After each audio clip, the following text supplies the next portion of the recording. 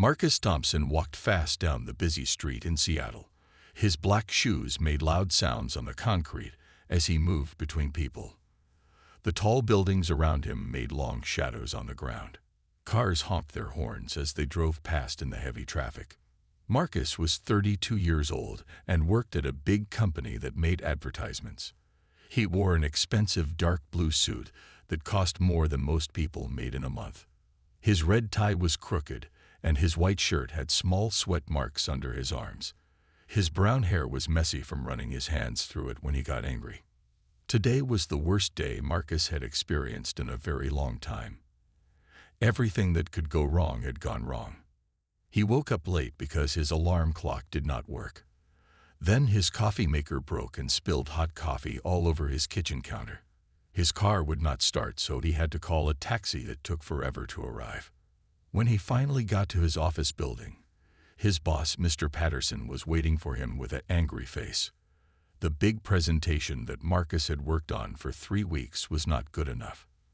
Mr. Patterson threw the papers across his desk and told Marcus that he was disappointed. The client did not like the ideas, and they might take their business somewhere else. Marcus felt his face get hot with embarrassment as other workers in the office looked at him. Some of them whispered to each other and pointed at him. He had always been the star employee who got the best projects and the biggest bonuses. Now he felt like everyone was laughing at him behind his back. But the worst part of the day happened when he got home for lunch. His girlfriend Sarah was waiting for him in his apartment. She had packed all her things in 2 big suitcases. Her eyes were red from crying, but her voice was strong when she spoke. Sarah told Marcus that she could not be with him anymore. She said he was always angry and never listened to her. When she tried to talk to him about their problems, he would yell at her or ignore her completely. She said she felt like she was walking on broken glass around him all the time. Marcus tried to argue with her, but Sarah had already made up her mind. She picked up her suitcases and walked out the door. She did not even look back at him. The apartment felt empty and cold after she left. Marcus punched the wall so hard that his knuckles started to bleed. Now he was walking back to his office for another meeting. His phone rang, and he answered it without looking at who was calling. It was his boss again. Mr. Patterson was shouting so loud that people walking near Marcus could hear the angry voice coming from the phone. The meeting with the client had gone even worse than expected. They were definitely taking their business to another company. This meant that Marcus might lose his job. The company had spent a lot of money on this project, and now it was all wasted. Marcus felt like his whole world was falling apart. He had worked so hard to build his career and his life. He had a good job, a nice apartment, and a beautiful girlfriend. Now everything was disappearing like smoke in the wind.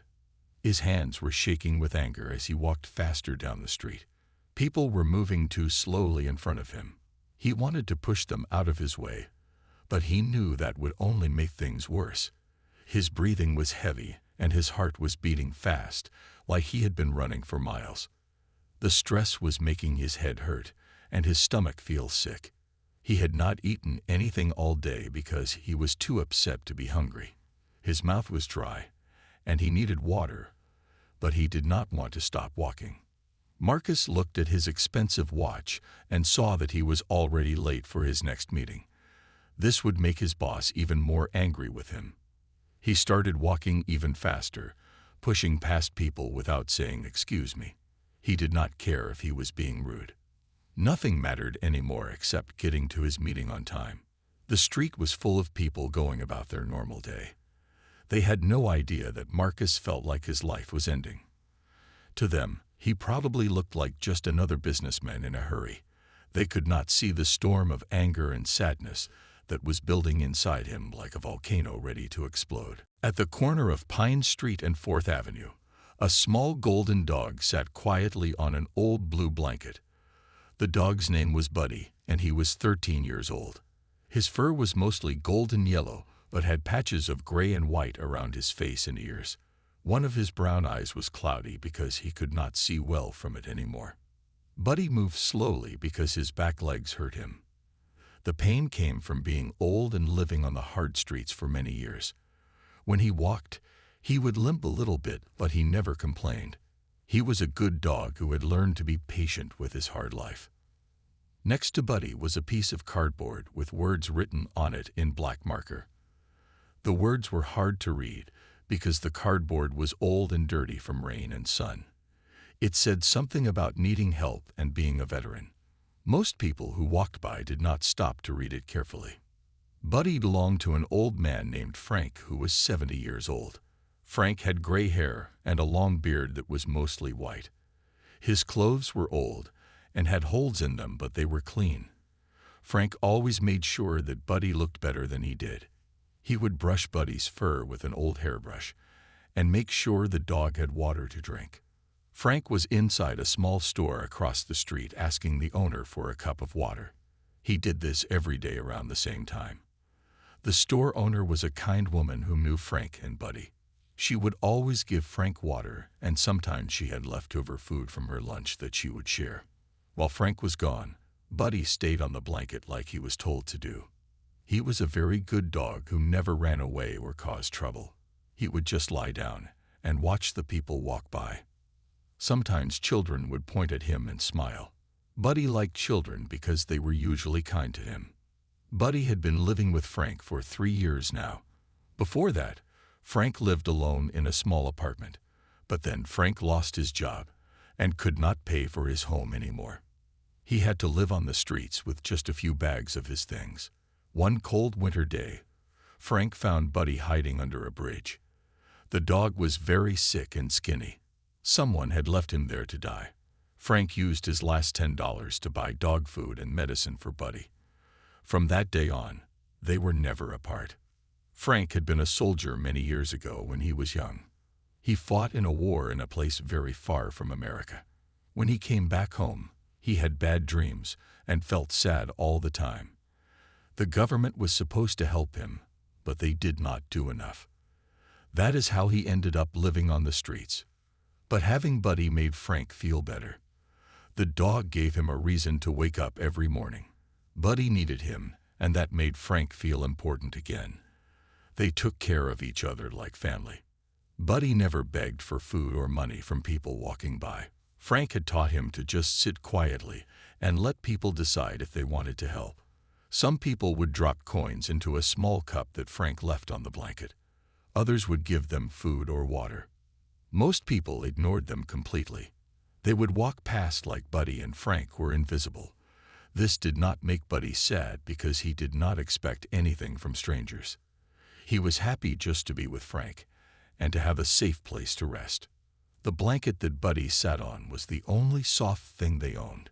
Frank had found it behind a hotel and washed it in a public bathroom. It was not much, but it kept Buddy comfortable when they slept outside at night. Today was a normal day for Buddy. The sun was shining, and it was not too hot or too cold. He could smell food cooking from restaurants nearby. His stomach made small noises because he was hungry, but he did not move from his spot on the blanket. Buddy watched the cars drive by and listened to the sounds of the busy city. He saw people talking on phones and carrying bags. Everyone seemed to be in a hurry to get somewhere important.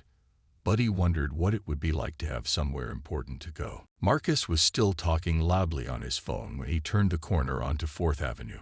His voice was getting higher and more angry as he argued with his boss. He was walking so fast that he was almost running. Sweat was dripping down his face, even though the weather was cool. Other people on the sidewalk moved out of his way when they saw him coming. They could tell he was upset and did not want to get in his path. Marcus did not even notice them.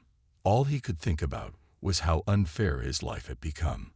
As Marcus walked around the corner, he was looking down at his phone screen instead of watching where he was going. He was trying to check his email while talking at the same time. This made him not pay attention to what was in front of him. Buddy was lying peacefully on his blanket when he heard loud footsteps coming toward him. The old dog lifted his head to see what was happening. He saw a tall man in a dark suit walking very fast and talking into a small phone. Marcus did not see Buddy until it was almost too late. When he looked up from his phone, the dog was right in front of him. Buddy had moved his paw slightly to get more comfortable on the blanket.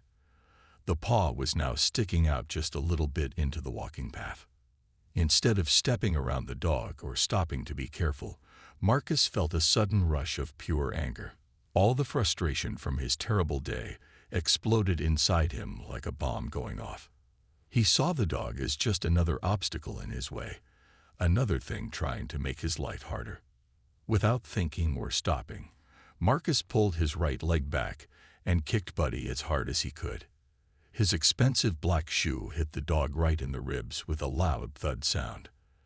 The kick was so strong that it lifted Buddy off the blanket and sent him sliding across the rough concrete. Buddy let out a sharp yelp of pain and surprise. The sound was high and scared, like a cry for help. The old dog had never been hurt like this before. Frank had always been gentle with him, and most people just ignored him. Buddy did not understand why someone would want to hurt him. The kick knocked all the air out of Buddy's lungs. He tried to stand up, but his legs were shaking and weak. His ribs hurt where the man's shoe had hit him. Buddy's cloudy eye was now watering, and he was breathing fast, like he had been running. Several people on the street saw what happened. A woman with a baby stroller stopped and put her hand over her mouth in shock. An older man shook his head and said something under his breath. Two teenagers pulled out their phones, but then put them away when they saw Marcus looking at them. But most people just kept walking. They acted like they had not seen anything happen. Some of them looked uncomfortable, but they did not want to get involved. They thought it was not their problem, and they had their own places to go. Marcus barely slowed down after kicking the dog. He kept talking on his phone like nothing had happened. He muttered a bad word under his breath and continued walking toward his office building. He did not even look back to see if the dog was okay. In Marcus's mind, the dog had gotten in his way and deserved what happened.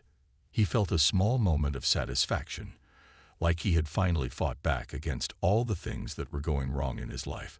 But the feeling only lasted for a few seconds before he went back to thinking about his work problems. Buddy slowly got back to his feet and limped back to his blanket. His whole body was shaking, and he kept looking around to see if the mean man was coming back. The dog's trust in people had been broken in just a few seconds. A kind woman came over to check on Buddy. She knelt down and spoke to him in a soft voice. She had treats in her purse that she gave to dogs she met on the street. Buddy was too scared to eat them, but he appreciated her kindness. The woman looked around to see if anyone was taking care of the dog. She did not see Frank because he was still in the store getting water.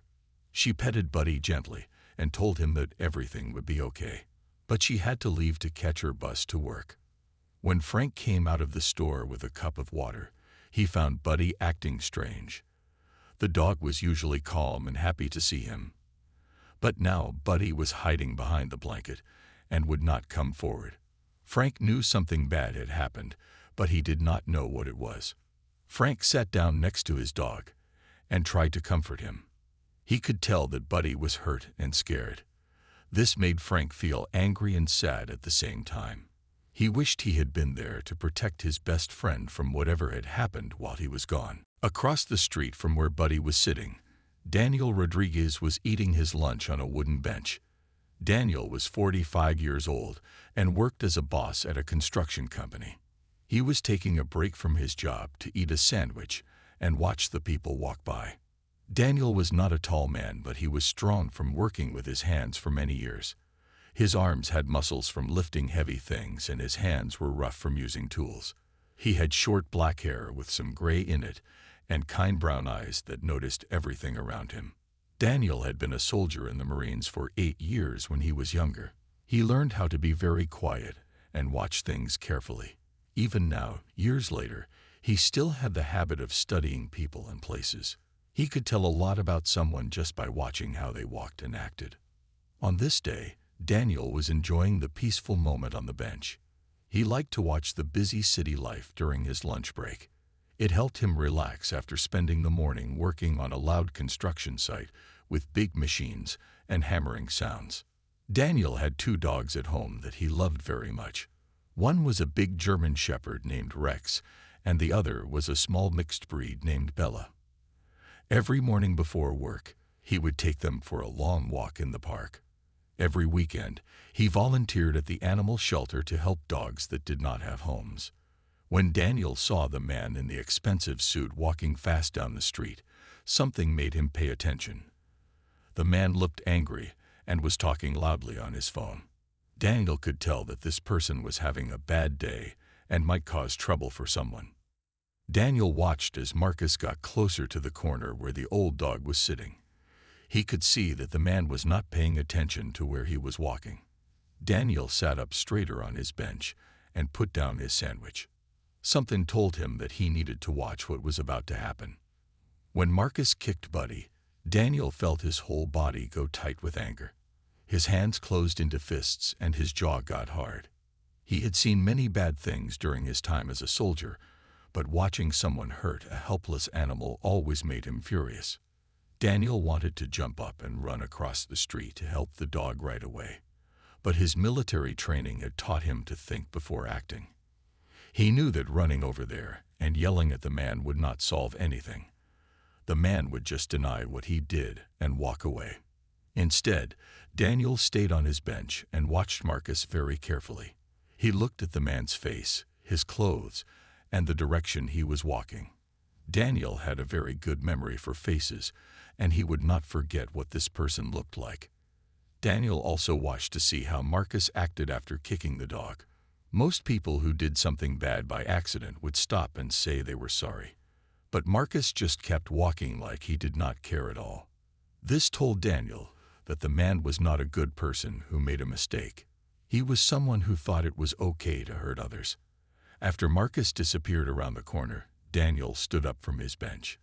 He threw away the rest of his lunch because he was too angry to eat anymore. He walked across the street to check on the dog and see if anyone was taking care of him. Daniel could see that the dog was hurt and scared. The old animal was shaking and would not come forward when Daniel tried to call him. This made Daniel even more angry at the man who had done this terrible thing. A few minutes later, Daniel saw an old man come out of a store with a cup of water. The man went straight to the dog and started talking to him in a gentle voice. Daniel realized that this must be the dog's owner. He was relieved to see that the dog was not alone on the street. Daniel walked over to the old man and introduced himself. He told him his name and that he worked in construction nearby. The old man said his name was Frank and the dog was called Buddy. Daniel could see that Frank was homeless, but he treated the man with respect. Daniel told Frank exactly what he had seen happen to Buddy. He described the man who kicked the dog and which direction he went. Frank's eyes filled with tears when he heard the story. He hugged Buddy closer and thanked Daniel for caring enough to tell him. Frank said that he was not surprised that someone had hurt Buddy. He explained that many people looked at them like they were garbage. Some people even said mean things to them or told them to go away. But Frank had never seen anyone actually hurt Buddy before. Daniel asked Frank if he wanted to call the police and report what happened, but Frank shook his head sadly. He said that the police did not usually help homeless people. They would probably not believe his story, or they would say there was nothing they could do. Daniel understood why Frank felt this way. He had seen how the system sometimes failed people who needed help the most. But Daniel was not the kind of person who gave up easily. He had learned in the military that there was usually more than one way to fight a battle. Daniel told Frank that he had an idea for how to make sure the man who hurt Buddy would face some kind of punishment. He asked Frank if he would trust him to handle the situation. Frank looked into Daniel's honest eyes and nodded his head yes. Daniel told Frank to stay with Buddy and take care of him. He promised that he would be back soon with a plan to help them. Frank nodded and watched as Daniel walked away in the same direction that Marcus had gone. Daniel moved quickly but quietly down the street. His military training had taught him how to follow someone without being seen. He stayed far enough behind so that Marcus would not notice him, but close enough to see where he was going. Marcus was still talking on his phone and walking fast toward the tall office buildings in downtown Seattle. He seemed to know exactly where he was going. Daniel followed him for 3 blocks, watching everything the man did. When Marcus reached a very tall building called the Columbia Center, he went inside through the big glass doors. Daniel waited outside for a few minutes, then walked up to the building entrance. He looked at the directory board that showed all the companies that had offices in the building. There were many different businesses listed on the board. Some were law offices, some were banks, and others were companies that Daniel had never heard of. He took out his phone and took pictures of the directory so he could study it later. Daniel found a coffee shop across the street from the office building. He bought a cup of coffee and sat at a table by the window where he could watch the entrance. He took out his phone and started looking up information about the companies in the building. Daniel was good with computers and the internet. He had learned these skills when he got out of the military and needed to find a job. He knew how to search for information about people and businesses online. First, Daniel looked at the websites of all the companies in the Columbia Center. He clicked through their pages, looking for employee photos and information. Many companies had pictures of their workers on their websites, especially the important people who worked there. After searching for 30 minutes, Daniel found what he was looking for. On the website of a company called Pinnacle Advertising, he saw a photo of Marcus Thompson. The man was wearing the same kind of expensive suit he had on today and had the same angry-looking face. The website said that Marcus was a senior marketing executive at the company. It also had information about projects he had worked on and awards he had won. Daniel read everything carefully and took screenshots of all the important information. Daniel then searched for Marcus Thompson on social media websites like Facebook and LinkedIn. He found Marcus's LinkedIn profile, which had even more information about his job and career. The profile had the same photo from the company website. On Marcus's Facebook page, Daniel found many photos of the man at fancy restaurants and expensive places. In the photos, Marcus was always wearing nice clothes and had a big smile on his face. But Daniel could see something mean in his eyes even when he was trying to look happy. Daniel also found posts that Marcus had written on social media. Many of them were complaints about his job, his life, or other people. Marcus seemed to be the kind of person who was never happy with anything and always blamed others for his problems. One post that Daniel found was very interesting. Marcus had written about attending a charity event for his company the next weekend. The event was supposed to raise money to help homeless people and animals in Seattle. Daniel could not believe that someone who kicked helpless dogs would go to an event like that. Daniel took screenshots of everything he found online about Marcus. He saved the photos, the job information, and the social media posts. He wanted to make sure he had proof of who this person was and where he worked. While Daniel was doing his research, he kept watching the entrance to the office building. He wanted to see when Marcus came back out so he could follow him some more. Daniel had all day to do this because he was his own boss at the construction company. Around 2 o'clock in the afternoon, Daniel saw Marcus come out of the building. The man looked even more upset than he had before. His face was red, and he was walking very fast again. Daniel could tell that Marcus had probably gotten in more trouble at work. Daniel followed Marcus to a parking garage a few blocks away. He watched as Marcus got into a black BMW car that looked very expensive. Daniel quickly got into his own truck and followed the BMW through the busy Seattle traffic. Marcus drove to a fancy apartment building in a nice part of the city. Daniel parked his truck where he could see the building entrance. He watched Marcus go inside and wrote down the address of the building. Daniel used his phone to look up information about the apartment building. He found out that it was one of the most expensive places to live in Seattle.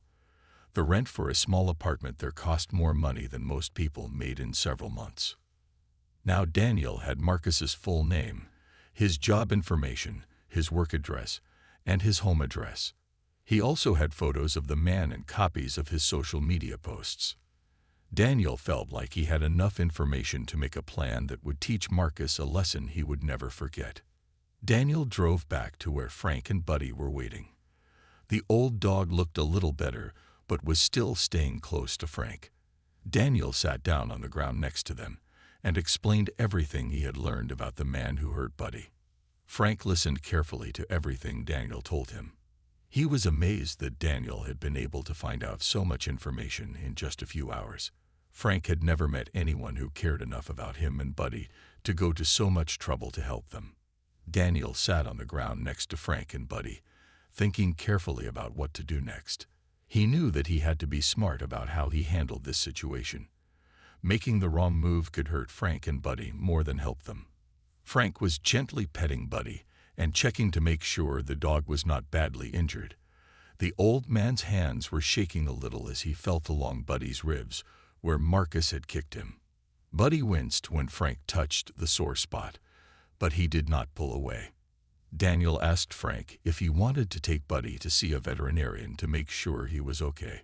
Frank's face became sad, and he shook his head. He explained that he did not have money to pay for a doctor visit for Buddy. The little bit of money they got from people on the street was only enough to buy food.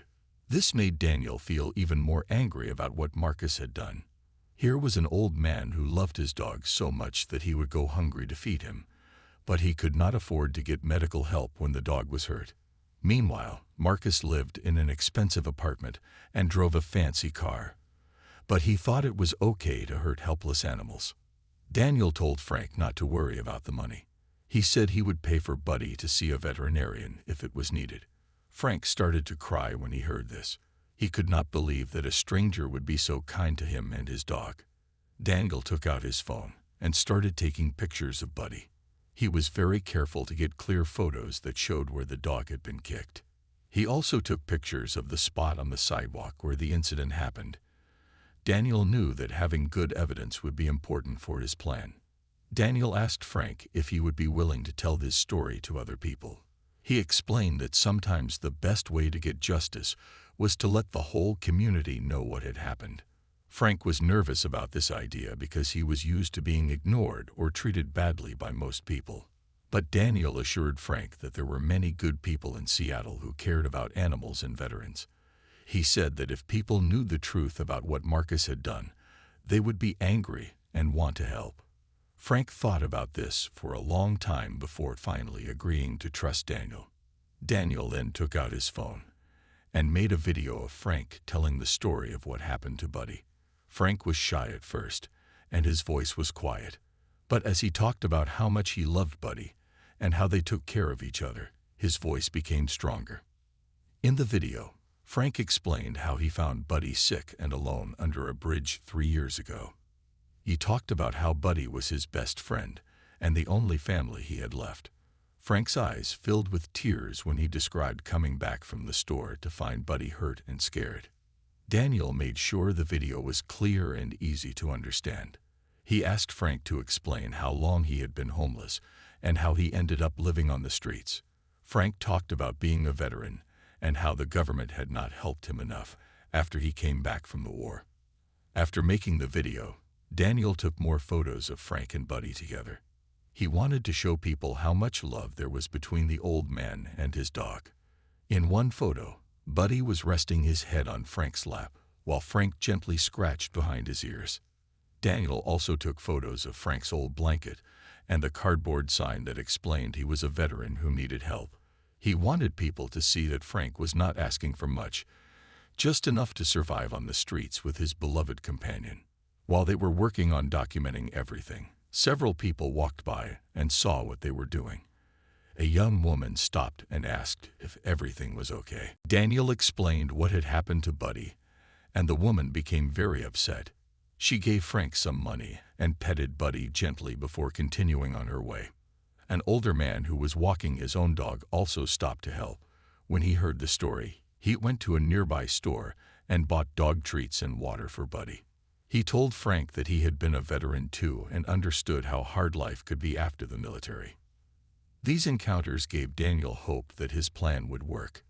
He could see that when people knew the truth about what happened, they wanted to help Frank and Buddy.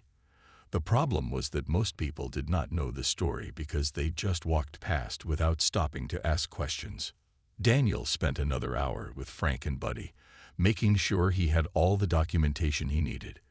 He took photos from different angles and made sure all the important details were captured clearly. He also wrote down exactly what time everything happened and where it took place. Before leaving, Daniel gave Frank his phone number and told him to call if he needed anything.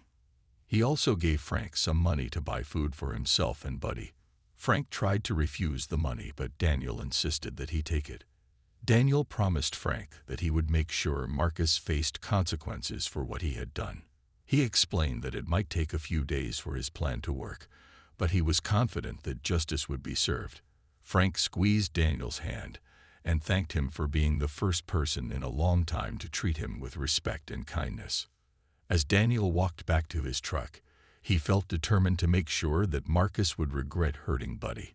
He had all the evidence he needed and a plan that would show the whole city what kind of person Marcus really was. Daniel knew that sometimes the best way to fight bullies was to let everyone see their true behavior. That evening, Daniel sat at his kitchen table with his laptop computer and all the photos and videos he had taken. His two dogs, Rex and Bella, were lying on the floor next to his feet. They seemed to sense that their owner was working on something important. Daniel had been thinking all afternoon about the best way to make sure people knew what Marcus had done to Buddy. He could have called the police, but he agreed with Frank that they probably would not do much to help. He could have gone to Marcus's office and confronted him, but that would just be his word against Marcus's word. Instead, Daniel decided to use the power of social media to let the whole city of Seattle know what kind of person Marcus Thompson really was. Daniel knew that people in Seattle loved their dogs and cared about veterans. If they saw what Marcus had done, they would be very angry. Daniel opened his Facebook account and started writing a post about what he had witnessed. He wanted to be careful to stick to the facts and not say anything that was not true. He wrote about seeing Marcus kick Buddy and how the dog was hurt and scared afterward. Daniel included the photos he had taken of Buddy after the incident. He also included some of the pictures he had found online of Marcus at his job and on his social media accounts. He made sure to blur out Frank's face in the photos to protect the old man's privacy. In his post, Daniel wrote, "Today I saw something that made me sick to my stomach. A man in an expensive suit kicked an old, sick dog that belongs to a homeless veteran. The dog was just lying quietly on a blanket when this businessman decided to take out his anger on a helpless animal." Daniel continued, "This man is Marcus Thompson, and he works as a senior marketing executive at Pinnacle Advertising in Seattle. This weekend, his company is having a charity event to raise money for homeless people and animals. I think people should know what kind of person they are celebrating." Daniel attached all the photos and the video of Frank telling his story. He made sure everything was clear and easy to understand. He also included Marcus's LinkedIn profile and the information about the charity event that Pinnacle Advertising was hosting. Before posting, Daniel read through everything one more time. He wanted to make sure he was being fair and only sharing facts that he could prove. He was not trying to destroy Marcus's life, but he wanted Marcus to face consequences for his cruel behavior. Daniel clicked the post button and shared his story with all of his Facebook friends. He had about 200 friends on Facebook, including people he had worked with, served in the military with, and met through his volunteer work at the animal shelter. Within minutes, Daniel's friends started reacting to his post. They left comments saying how angry and disgusted they were with Marcus's behavior. Many of them shared the post with their own friends, which meant even more people saw the story. One of Daniel's friends who worked at a local news station saw the post and commented that this was exactly the kind of story that needed to be shared widely. She asked Daniel if she could share it on the news station's Facebook page, and Daniel said yes. Daniel also posted the story on other social media websites like Twitter and Instagram. He used hashtags like #JusticeForBuddy, #AnimalAbuse, and #SeattleVeterans to help more people find the story. Each time he posted, more people saw it and shared it with their friends. The story began to spread faster than Daniel had expected. Within 2 hours, hundreds of people had seen the post and shared it. The comments were full of angry messages about Marcus and supportive messages for Frank and Buddy. Many people who saw the story said they would never do business with Pinnacle Advertising again. They were disgusted that a company that claimed to care about homeless people and animals would employ someone like Marcus. Several people said they were going to call the company to complain. Some people who lived in Seattle said they knew exactly where Frank and Buddy could usually be found. They'd promised to go check on them and bring them food and supplies. A few people even offered to help Frank find better housing or medical care for Buddy. Daniel was amazed at how quickly the story was spreading and how many people cared about what had happened. He had hoped that a few dozen people would see it and maybe put pressure on Marcus's company. But now it looked like thousands of people were going to know about Marcus's cruel behavior. Marcus woke up the next morning feeling like his life could not get any worse. He had barely slept because he kept thinking about all his problems at work and his girlfriend leaving him. His apartment felt empty and cold without Sarah's things there. Marcus made coffee and sat down at his kitchen table to check his phone before getting ready for work. He had 17 missed calls and 43 text messages waiting for him. This was strange because Marcus did not usually get that many messages, especially so early in the morning. The first text message was from his coworker Jenny. It said, "Marcus, you need to see what people are saying about you online. This is really bad." Marcus felt confused and worried as he opened more messages. They were all telling him to check Facebook and other social media websites. With shaking hands, Marcus opened Facebook on his phone. The first thing he saw was Daniel's post about him kicking Buddy. Marcus's face went white as he read the story and saw the photos of himself and the hurt dog. The post had been shared over 5,000 times overnight. Marcus scrolled through the hundreds of angry comments that people had left. They called him terrible names and said he was a monster for hurting the helpless animal. Many people had found his personal Facebook page and were leaving angry messages there too. Marcus tried to delete the comments on his own page, but new ones kept appearing faster than he could remove them. People were also calling his phone number, which someone had found online and shared. Most of the calls were from angry strangers yelling at him about what he had done. Marcus quickly got dressed and drove to his office, hoping that he could fix this situation before it got worse. But when he arrived at Pinnacle Advertising, he could see that he was too late. There were protesters outside the building holding signs that said things like "Justice for Buddy" and "Fire animal abusers." The receptionist at his office looked at Marcus with disgust when he walked in. She told him that the phones had been ringing all morning with people calling to complain about him. Many clients were threatening to take their business elsewhere if the company did not fire Marcus immediately. Marcus's boss, Mr. Patterson, was waiting for him in the conference room with several other executives. They had printed copies of Daniel's social media post and spread them across the table. Mr. Patterson's face was red with anger as he pointed to the photos of Marcus. "Do you know what you have done to this company?" Mr. Patterson shouted. "We have spent years building our reputation, and you have destroyed it in one day. Our biggest client just called to cancel their contract because they do not want to be associated with someone who abuses animals." Marcus tried to explain that it was not as bad as it looked, that he was just having a terrible day and made a mistake. But Mr. Patterson did not want to hear any excuses. He slammed his hand on the table and told Marcus that there was no excuse for kicking the helpless dog. The other executives in the room looked at Marcus like he was a stranger they had never seen before. These were people who had worked with him for years, but now they seemed disgusted by him. One woman named Carol, who had always been friendly to Marcus, would not even look at him.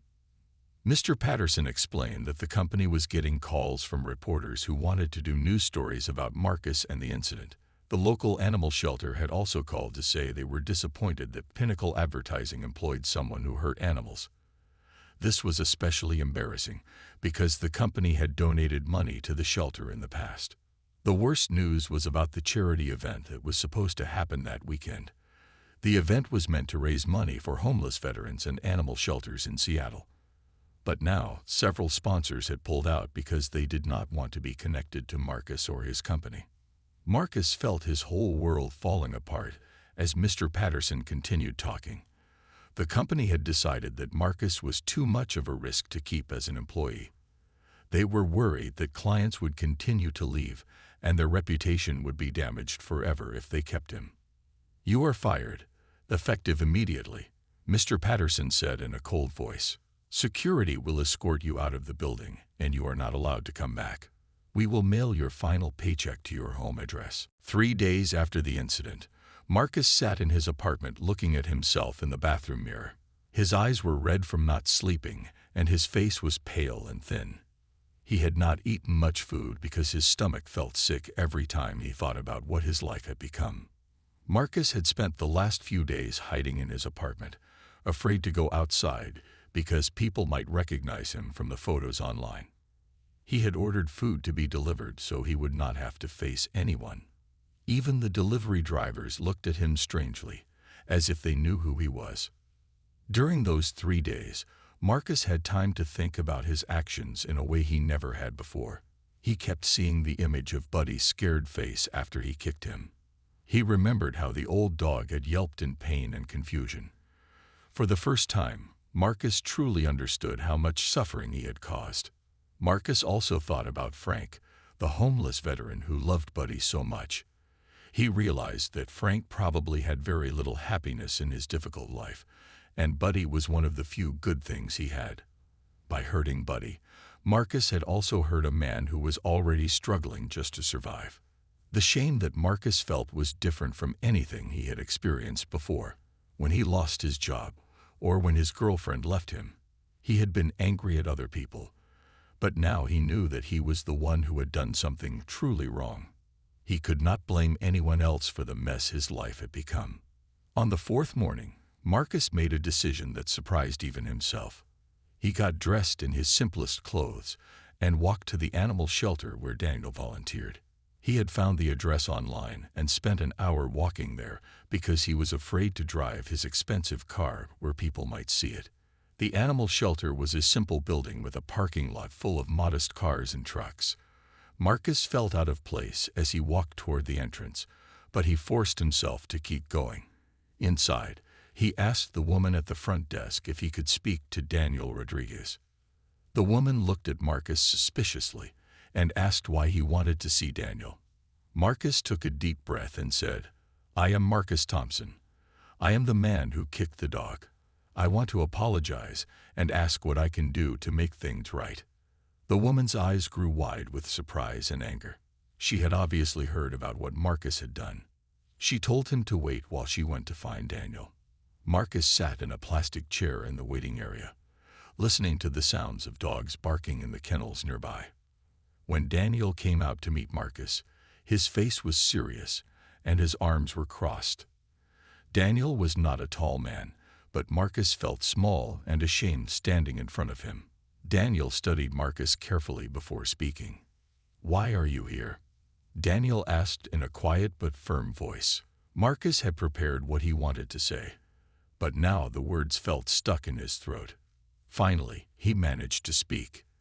"I know that saying sorry is not enough for what I did," Marcus said. "I have been thinking about it every day since it happened. I was angry about my own problems, and I took it out on an innocent animal who never did anything to hurt me. That was wrong and cruel." Daniel listened without interrupting as Marcus continued. "I lost my job and my reputation, and I deserve all of that. But I want to do something to help animals like Buddy. I want to try to make up for the harm I caused, even though I know I can never completely fix what I did."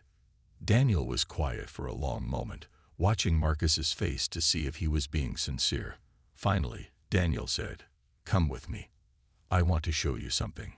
Daniel led Marcus through the shelter to the kennels where the dogs lived. Many of the dogs were old or sick, and some had been hurt by people before coming to the shelter. Daniel stopped in front of a kennel that held 3 elderly dogs who moved slowly and had gray fur around their faces. "These dogs are here because their owners gave up on them," Daniel explained. "Some people think that when dogs get old or sick, they are not worth keeping anymore. These animals need someone to walk them, feed them, and show them that they still matter." Daniel looked directly at Marcus and continued, If you really want to make amends for what you did, this is where you start. These dogs need care and attention every single day. It is not glamorous work, and it does not pay any money, but it might teach you something about treating others with kindness instead of cruelty. Marcus looked at the elderly dogs and felt his heart break a little. They reminded him of Buddy, with their gentle eyes and patient expressions. One of the dogs, a gray-muzzled German shepherd, came to the front of the kennel and looked at Marcus without fear or anger. "I will do it," Marcus said quietly. "I will work here every day if you let me. I want to learn how to be a better person." Daniel nodded slowly. "We will see if you mean what you say. Actions matter more than words. Be here tomorrow morning at 7 o'clock and wear clothes that you do not mind getting dirty." Meanwhile, Daniel had also been helping Frank and Buddy in ways that Marcus did not know about. The attention from the social media story had brought donations and support for the homeless veteran and his dog. A local veterinarian had examined Buddy for free and said that he was not seriously injured from the kick. A group of veterans had seen Frank's story and helped him apply for housing assistance and medical care. Frank was going to get a small apartment where he and Buddy could live safely. The kindness of strangers had given Frank hope that he had not felt in years. The next morning, Marcus arrived at the animal shelter exactly at 7 o'clock. Daniel was waiting for him with cleaning supplies and dog leashes. For the first time in years, Marcus spent his day focused on caring for others instead of worrying about himself. As Marcus cleaned kennels and walked elderly dogs, he began to understand what he had been missing in his old life. These animals did not care about his expensive clothes or his job title. They just wanted someone to treat them with gentleness and respect. Over the following weeks, Marcus continued to volunteer at the shelter every day. He learned the names of all the dogs and began to understand their different personalities and needs. Some days were hard, especially when he had to help dogs who were very sick or scared from being mistreated by humans. But slowly, Marcus began to feel like he was becoming the kind of person he wanted to be. The shame he felt about kicking Buddy would never completely go away, but he was using that shame to motivate himself to do better. He had learned that true strength came from protecting those who could not protect themselves, not from hurting them. One day, Daniel brought Frank and Buddy to visit the animal shelter. Frank wanted to thank the man who had stood up for them, and made sure Marcus faced consequences for his actions. When Marcus saw Buddy again, he knelt down and gently petted the old dog, who accepted his touch without fear. "I am sorry," Marcus whispered to Buddy. The dog looked at him with wise, forgiving eyes that seemed to understand that this man was different now than he had been before. Sometimes the best justice comes not from punishment alone, but from the chance for someone to transform their shame into service to others.